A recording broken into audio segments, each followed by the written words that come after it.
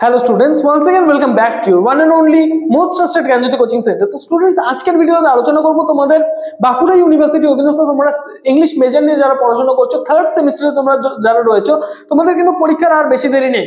তোমাদের কিন্তু সিলেবাসের মধ্যে প্রসোডি তোমাদের রয়েছে এবং প্রসোডি একটা এমন জায়গা যেখান থেকে তোমরা একদম ডিটো মার্কস, মানে যত মার্কস রয়েছে সেম মার্কস কিন্তু ক্যারি করতে পারো, সেখানে কাটাকাটি কোনো ব্যাপার থাকে না।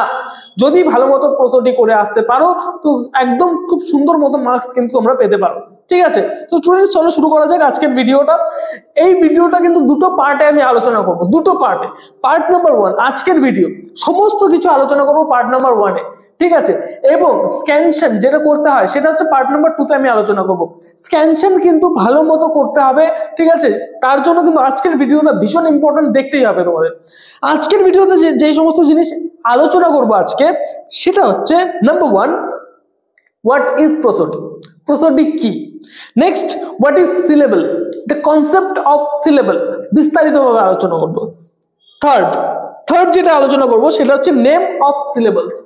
সিলেবলস এর কিছু নেম হয়, ঠিক আছে। ফোর্থ যেটা আলোচনা করব, সিলেবল কিভাবে ডিভাইড করতে হয়, আমরা কিভাবে সিলেবল গুলোকে ডিভাইড করব, ঠিক আছে। মানে কতগুলো সিলেবল দিয়ে একটা ফুট হবে সেটা আলোচনা করব। থার্ড যেটা আলোচনা করব সেটা হচ্ছে concept of syllabic system. Syllabic সিস্টেমের কনসেপ্টটা বিস্তারিতভাবে আলোচনা করব। নেক্সট যেটা আলোচনা করব, variations of the syllabic system, ঠিক আছে।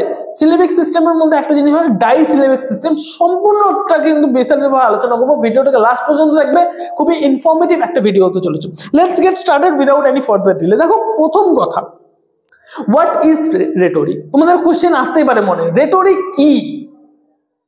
দেখো, রিদম মানে কি? তাল বা কোনো ছন্দ। ঘড়ির কাঁটার একটা ছন্দ রয়েছে, ঠিক আছে। ঘড়ির কাঁটার ছন্দ, মানে রেল লাইনে যে চাকা, সেই চাকার ছন্দ। তো প্রত্যেকটা জিনিস একটা ছন্দ হচ্ছে, নদীর জলের স্রোতের ছন্দ, প্রত্যেকটা জিনিস ছন্দ রয়েছে। রিদম বা তাল বা ছন্দ মেনে যখন কোনো কবিতা বা অন্য কোনো কিছু যেটা তাল মানে সুরের সাথে যেটা পাঠ করা হয় তাকে কিন্তু কি বলা হয়? প্রসোডি বলা হয়। যেমন ধরে নাও কোনো একটা পোয়েম, ছড়া কোনো আমি আলোচনা করছি, ধরুন কোনো একটা ছড়া আমি পড়ছি, ঠিক আছে। ছড়া যখন পড়ছি সেটা একটা তাল মেনে যদি রিদম মেনে মানে পড়া হয়, পাঠ করা হয়, সেটাকে আমরা কি বলতে পারি? প্রসোডি বলতে পারি। এটা একটা থিওরিটিক্যাল কনসেপ্ট। এবার আসি হচ্ছে প্র্যাকটিক্যাল জিনিসে। প্রথম কথা যেটা আমাদের জানতে হবে সেটা হচ্ছে কনসেপ্ট অফ সিলেবল, ঠিক আছে। সিলেবল, SYLLABLE, সিলেবল, ঠিক আছে। সিলেবল কি? দেখো, আমরা কোনো যখন ওয়ার্ড প্রনাউন্স করি এট এ টাইম, যখন কোনো মানে যেই শব্দটা আমরা প্রডিউস করি একটা ওয়ার্ড প্রনাউন্স করার সময়, একবারে আমরা যে শব্দটা প্রডিউস করি সেটাকে সিলেবল বলে। একটা জিনিস প্র্যাকটিক্যালি বলছি, রবীন্দ্রনাথ টেগর, এই যে রবীন্দ্রনাথ, এটা একটা ওয়ার্ড। দেখো কয়বারে আমি প্রনাউন্স করছি, রবীন্দ্র,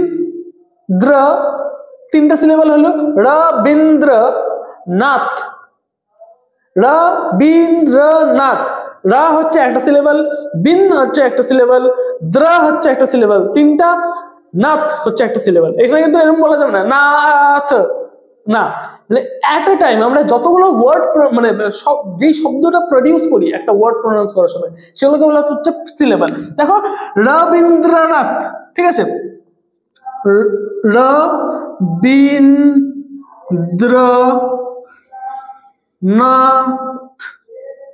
রা হচ্ছে একটা সিলেবল, বিন হচ্ছে একটা সিলেবল, দ্রা হচ্ছে একটা সিলেবল, নাথ হচ্ছে একটা সিলেবল। এখানে কটা সিলেবল রয়েছে? মোট 4টা রয়েছে। পাখি, আমি যদি বলি পাখি, কটা সিলেবল? পাখি, 2টো সিলেবল। বার্ড যদি আমি বলি BIRD, বার্ড যদি বলি, এখানে কটা সিলেবল? একটা সিলেবল। দেখো, বার্ড এইভাবে কিন্তু উচ্চারণ করবো না আমরা কিভাবে উচ্চারণ করবো? বার্ড, একটা সিলেবল, ঠিক আছে। আমি যদি বলি পাইনঅ্যাপল, 2টো সিলেবল লিখে দেবো, পাইনঅ্যাপল, 2টো সিলেবল। বোঝা গেল? তাহলে সিলেবল আমরা কনসেপ্ট বুঝতে পারলাম। এইবার আসি হচ্ছে নেম অফ সিলেবলস। সিলেবেলের নামগুলো সম্পর্কে আলোচনা করবো এবার। সিলেবেলের নাম, ঠিক আছে, দেখো যদি একটা ওয়ার্ডের মধ্যে একটা সিলেবেল থাকে, a word of one syllable is called monosyllabic, MONO monosyllabic, ঠিক আছে, বোঝা গেল? monosyllabic, SYLLABIC, monosyllabic. A word with two syllable is called disyllabic, ঠিক আছে, disyllabic, DISYLLABIC, disyllabic, বোঝা গেল? তাহলে তার মানে আমি কি বললাম, একটা ওয়ার্ডের মধ্যে যদি একটা সিলেবল থাকে, যেমন বার্ড, এটা কি মনোসিলেবিক বা মনোসিলেবল। একটা ওয়ার্ডের মধ্যে যদি দুটো সিলেবল থাকে, পাইনঅ্যাপল, পাইন একটা সিলেবল, 2 নম্বর হচ্ছে অ্যাপল, পাইনঅ্যাপল, একটা ওয়ার্ড মনোসিলেবিক। দুটো যদি থাকে সেটা হচ্ছে ডাইসিলেবিক। একটা ওয়ার্ডের মধ্যে যদি তিনটা সিলেবল থাকে, তিনটা সিলেবল থাকে, সেটাকে বলবো আমরা ট্রাইসিলেবিক, TRISYLLABIC,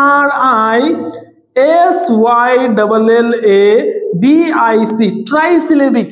চারটা যদি থাকে, যেমন রবীন্দ্রনাথের চারটা, এটা কি বলবো, এটাকে বলবো আমরা টেট্রাসিলেবিক, TETRA, টেট্রাসিলেবিক, টেট্রাসিলেবিক। যদি একটা ওয়ার্ডের মধ্যে 5টা সিলেবল থাকে, সেই ক্ষেত্রে আমরা বলবো, এগুলো সবাই নোট ডাউন করে নেবে, ভেরি ভেরি ইম্পর্টেন্ট কনসেপ্ট। 5টা যদি সিলেবল থাকে সেটাকে আমরা বলবো হচ্ছে পেন্টাসিলেবিক, PENTA, পেন্টা, ঠিক আছে। আমার পেনটা নিয়ে আয়, প্যান্ট না কিন্তু পেন, আমার পেনটা নিয়ে আয়, প্যান্টটা না কিন্তু।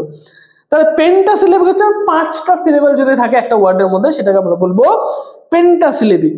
একটা ওয়ার্ডের মধ্যে যদি 6টা সিলেবল থাকে, তাহলে আমরা সেটাকে বলবো হেক্সাসিলেবিক, HEXA, হেক্সাসিলেবিক, বোঝা গেল? তাহলে আমাদের মানে 6টা থেকে 7টা, এর থেকে বেশি কিন্তু প্রয়োজন আমাদের কিন্তু পড়ে না, ঠিক আছে। 6টা ম্যাক্সিমাম 6টা, তোমাদের এর থেকে বেশি প্রয়োজন পড়বে না। তাহলে একটা ওয়ার্ডের মধ্যে যদি একটা সিলেবল থাকে, যেমন বার্ড, সেটা হচ্ছে মনোসিলেবিক। দুটো সিলেবল যদি থাকে, a word with 2 syllable is called disyllabic, a word with 3 syllable is called trisyllabic, a word with 4 syllable, যেমন এটার মধ্যে আছে রবীন্দ্রনাথ, এখানে 4টা সিলেবল আছে, তার মানে এখানে টেট্রাসিলেবিক। যদি 5টা হয় তাহলে পেন্টা, যদি 6টা হয় তাহলে হেক্সা, বোঝা গেল? চলো নেক্সট আমরা যেটা করব সেটা হচ্ছে আমাদের সিলেবল কিভাবে ডিভাইড করতে হয়। সিলেবল কিভাবে ডিভাইড করতে হয়, আমি একটা ওয়ার্ড দিচ্ছি, সেটা হচ্ছে দেখো, alone, alone, all,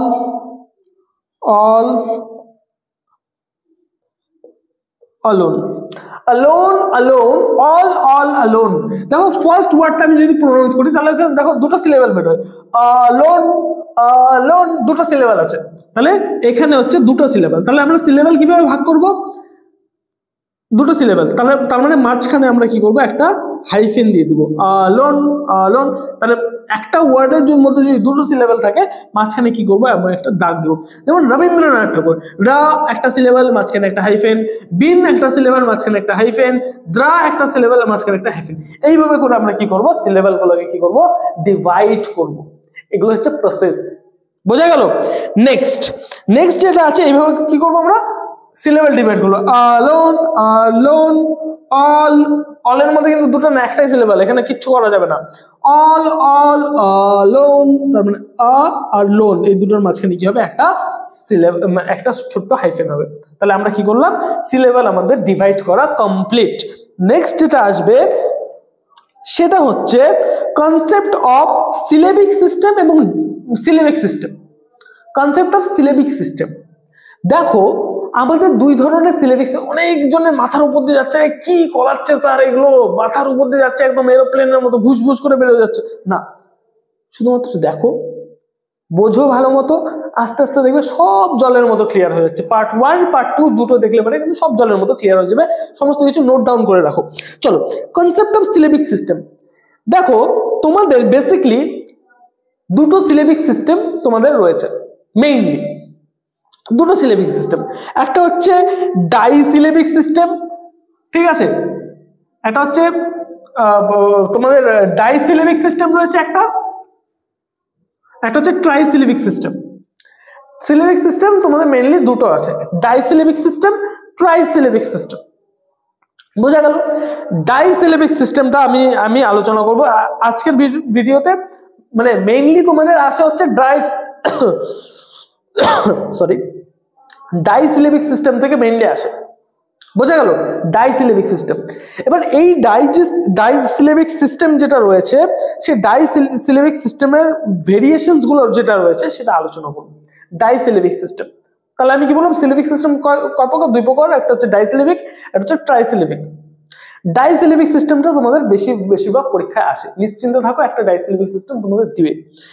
এবার দেখো ডাইসিলেবিক সিস্টেমের মধ্যেও কিছু ভেরিয়েশন আছে, চারটা ভেরিয়েশন মেইনলি আমরা লক্ষ্য করি। মেইনলি কি চারটা ভেরিয়েশনই কিন্তু হয় ডাইসিলেবিক সিস্টেমে। একটা হচ্ছে, নাম কি লিখে রাখবে সবাই, আয়াম্বিক, IAMBIC, আয়াম্বিক। চারটা হয়, একটা হচ্ছে আয়াম্বিক, একটা হচ্ছে তোমার ট্রকি, TROCHE, ট্রকি, আয়াম্বিক ট্রকি।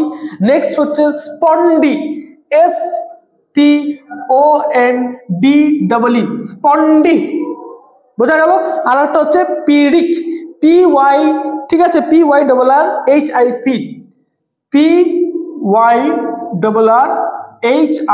PYRRHIC, এই চারটা আমাদের কিন্তু ভেরিয়েশন কিন্তু রয়েছে ডাইসিলেবিক সিস্টেমে। নোট ডাউন করে নাও, আয়াম্বিক, ট্রকি, স্পন্ডি, পিরিক, এই চারটা কিন্তু তোমাদের ভেরিয়েশন কিন্তু রয়েছে ডাইসিলেবিক সিস্টেমের মধ্যে। বোঝা গেল? তাহলে আজকের এই যে ভিডিও, এই ভিডিওর মধ্যে আমরা আলোচনা করলাম যে প্রসিডি কি, আলোচনা করলাম হোয়াট ইজ সিলেবল, আলোচনা করলাম নেম অফ সিলেবলস, এই যে সিলেবলের যে নেমগুলো, মোনোসিলেবল, ডাইসিলেবল, ট্রাইসিলেবল, টেট্রাসিলেবল, পেন্টা, হেক্সা, এই সমস্ত সম্পর্কে আলোচনা করলাম। নেক্সট যেটা আলোচনা করলাম সেটা হচ্ছে কিভাবে আমরা সিলেবলগুলোকে ডিভাইড করতে পারি, এটা আলোচনা করলাম। ঠিক আছে, concept of syllabic system, syllabic system সম্পর্কে আলোচনা করলাম। দুই ধরনের আমি বললাম সিলেবিক সিস্টেম, একটা হচ্ছে ডাইসিলেবিক সিস্টেম, একটা হচ্ছে ট্রাইসিলেবিক সিস্টেম। এবার ডাইসিলেবিক সিস্টেমের মধ্যে চারটা ভাগ রয়েছে, আয়াম্বিক, ট্রকি, স্পন্ডি, পিরিক। এই চারটা সিলেবিক মানে ডাইসিলেবিক সিস্টেমের মধ্যে চারটা ভেরিয়েশন আমরা কিন্তু দেখতে পাই। এই প্রত্যেকটা ভেরিয়েশন এর পরের ভিডিওতে কিন্তু আমরা স্ক্যানশন করব, প্রত্যেকটা ভেরিয়েশন নিয়ে কিন্তু পরের ভিডিওতে আলোচনা করব, কিভাবে করতে হয় সমস্ত কিছু নিয়ে কিন্তু ডিটেলসে আলোচনা করব পরের ভিডিওতে। সুতরাং এই ভিডিওটা কিন্তু ইম্পর্টেন্ট ছিল। ঠিক আছে, নেক্সট ভিডিওতে আলোচনা করব হচ্ছে কনসেপ্ট অফ আনঅ্যাকসেন্টেড এন্ড অ্যাকসেন্টেড সাইন। আনঅ্যাকসেন্টেড এবং অ্যাকসেন্টেড সাইন কি অনেকের মাথার উপর দিয়ে যাচ্ছে, যখন স্ক্যানশন করব তখন কিন্তু ভালো মতো বুঝতে পারবে। সুতরাং এই ভিডিওটা দেখে রাখলে সমস্ত কিছু মনে থাকবে। নেক্সট ভিডিও কিন্তু এই ভিডিও রেফারেন্স নিয়ে কিন্তু নেক্সট ভিডিও আমাদের আসবে। সুতরাং চ্যানেলটিকে সাবস্ক্রাইব করে রাখো, পাশে থাকা বেল আইকনটিকে হিট করতে ভুলো না। পরের সেমিস্টার থেকে যদি আমাদের সাথে অনলাইনে যুক্ত হতে চাও, অবশ্যই জ্ঞানজ্যোতি কোচিং সেন্টারের অফিসিয়াল হেল্পলাইন নাম্বারে যোগাযোগ করতে পারো, 6295916282 এবং 7076398606। প্রত্যেকটা class, each and every class with minute details তোমাদের কিন্তু করানো হবে এবং আমি পার্সোনালি তোমাদের গাইড করব। আমার গাইডেন্সের আন্ডারে তোমরা যদি পড়াশোনা করো, আমি গ্যারান্টি দিচ্ছি অন্য কোনো যদি কোচিং সেন্টারে যদি তোমরা অ্যাডমিশন নাও, আমি কিন্তু বলছি মানে আমার গাইডেন্সের আন্ডারে যদি পড়াশোনা করো তাহলে কিন্তু ইজিলি সমস্ত কিছু হয়ে যাবে, পরীক্ষায় ভালো একটা নাম্বার ক্যারি করতে পারবে। তো স্টুডেন্টস, দেখা হচ্ছে আর একটা নতুন ভিডিওতে নতুন কোনো টপিকের সাথে। Till then, keep learning, keep exploring. Thank you so much.